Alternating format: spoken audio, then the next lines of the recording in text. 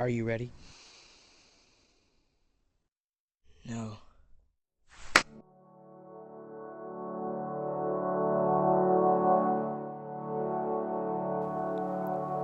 The long-awaited Upstream Color is Shane Carruth's follow-up to his well-known independent sci-fi film Primer. But where Primer is scientifically based with a focus on the intricacies of time travel, the second venture, Upstream Color, which was released in 2013, while equally complex, has an overarching philosophical tone. In this visual essay, I will be looking at Upstream Color using the prominently featured novel Walden, written by Henry David Thoreau, as the key to unlocking the cerebral mystery of a film.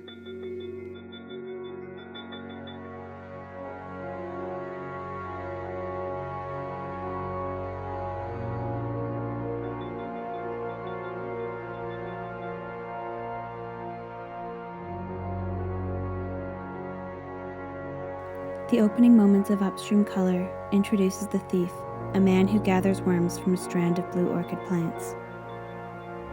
Chris, played by Amy Seimetz, is forced one day to swallow one of these worms, which prove to hold psychotropic properties, leaving the victim incredibly vulnerable to the power of the thief's suggestion.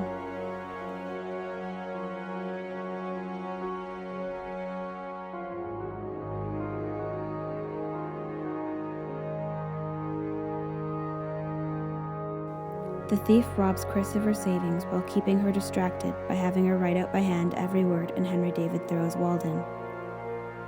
One night, she is attracted by hypnotic vibrations in the ground to the sight of the sampler, a pig farmer who has discovered that the worms are attracted to a certain sound frequency. The sampler removes the worm from Chris and transplants it into a pig. The sampler is able to see the lives of the thief's victims through their individual pigs, as an echo of the drugs registers an imprint of shared experience between the two. Unaware of what has happened to her, Chris forms a bond with Jeff, played by Shane Carruth, whom we assume to be another victim of the thief. The two continue to feel connections to their experiences as they unknowingly adopt each other's memories. I told you that story. No, you didn't. No. Yeah, he held me under. You remember? He held me underwater. Anybody. So I'm not. And yet with so you, I'm not you allowed. have to I'm be not allowed like to talk this. about my childhood. Talk all you want, just don't talk about my You think it's childhood. yours? In the end, Chris and Jeff find the sampler's farm, and consequently the pigs with whom they share connections. Chris kills the sampler and finds records of other victims of the thief's drug, summoning these people to the farm with a copy of Walden. The victims are now self-sufficient on the farm, taking care of their pig and future piglets.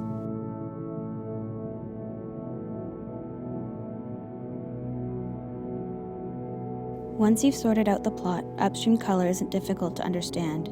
The story is cyclical, with a 3-stage life cycle from humans to pigs to orchids, but each element is unaware of the other. The thief drugs his victims. The sampler transplants the worm from the victims to the pig and drowns any piglets from that particular animal.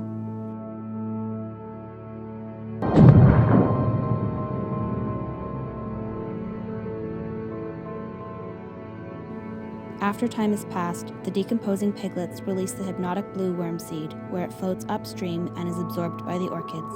The orchid mother and daughter collect the flowers and sell them to the thief. When the sampler is killed at the very end, the cycle is destroyed. But when the screen goes black, we're still left wondering what happened. I want to look now at the film's ties to Henry David Thoreau's Walden.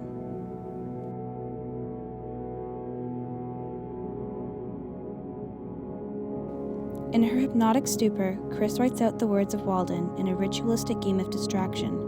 In later scenes, she feels echoes of the words as she manages to recall entire passages word for word.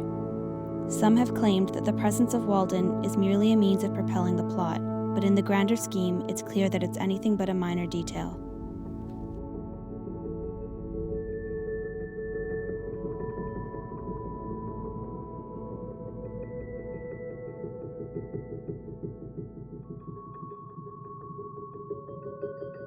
Walden, published in 1854, is a chronicling of 2 years, 2 months, and 2 days in the life of Henry David Thoreau, as the author immerses himself in nature in the hope of gaining a more objective understanding of society through personal contemplation and introspection. Essentially, Thoreau's experiment in isolation and self-reliance was really an experiment in what happens when social conditioning is stripped from you.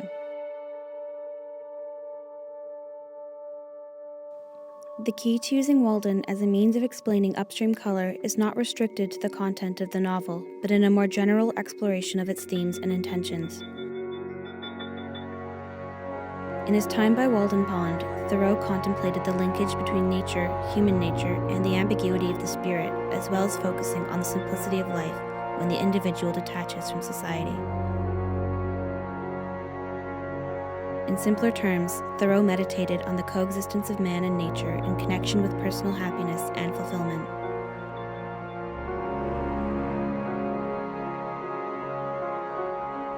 Upstream Color is presented in movements of 3. Likewise, Walden can be condensed into 3 main explorations: simplicity, self-reliance, and progress. Thoreau simplified his life by severing ties with the materialistic world and getting back to nature. In Upstream Color, both Chris and Jeff once held high-stress jobs and comfortable lives, both of which were stolen from them with the introduction of the psychotropic worm. Although the advent of a simplified lifestyle was not initially welcome, it would come to be embraced by Chris and Jeff as they dedicate themselves to each other in their struggle to find answers. This ultimately leads to the next aspect of Walden, which is self-reliance.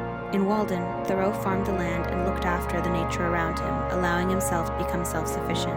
Chris and Jeff are living in this same manner on the pig farm as they renovate the place and look after the pig occupants, creating a new community of victims with a shared experience.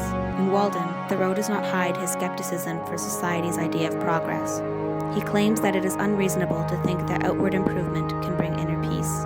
Herein lies the culmination of Thoreau's affinity for self-reliance and simplicity. Chris and Jeff can finally find an inner peace by going through the first 2 steps and can make progress towards an inner peace that was not available before. In a deeply troubling scene, the sampler seals 3 piglets from Chris's pig in a burlap sack and throws them into a stream. The drowning piglets trigger an adrenaline rush in Chris, and she becomes frantic without knowing why. It's assumed that she's feeling an emotional connection to the piglets as her own children and can feel their loss. This intense confusion leads Chris and Jeff to barricade themselves in their home out of helplessness.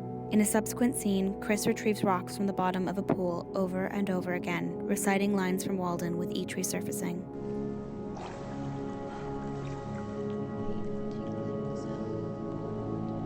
It's clear that this is an act meant to demonstrate Chris looking for her piglets as she searches the floor of the pool.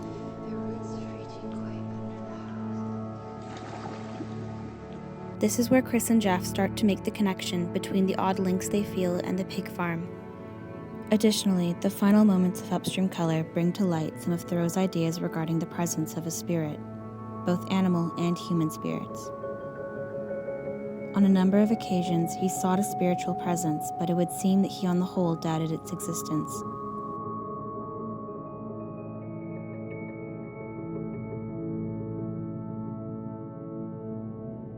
In Upstream Color, the sampler can be interpreted as a spiritual presence, as he oversees his experiments Chris and Jeff through their pigs, acting as the omnipresent silent puppet master, or a sort of godlike figure.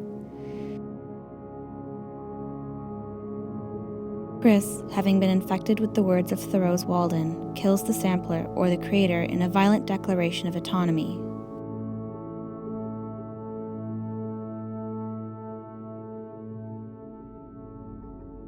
Only through this act can Chris and Jeff and the rest of the victims find peace.